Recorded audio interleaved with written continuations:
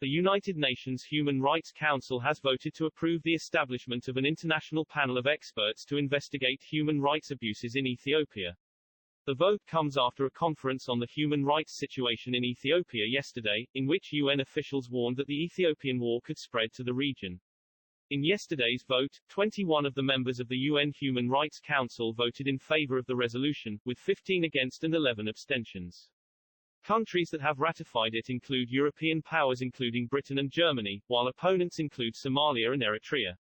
All the African countries in the Council were mixed and some were silent. Somali and Eritrean presidents Mohamed Abdullahi Farmajo and Isaias Afwerki are friends of Ethiopian Prime Minister Abiy Ahmed and voted against the resolution. President Farmajo has previously backed Abiy's war in Tigray, while Afwerki has sent troops to the region.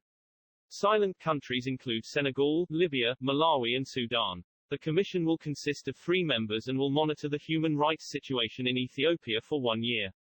The Ethiopian government opposed the meeting and the formation of the commission, saying the UN had been hijacked by politically motivated parties, according to the statement.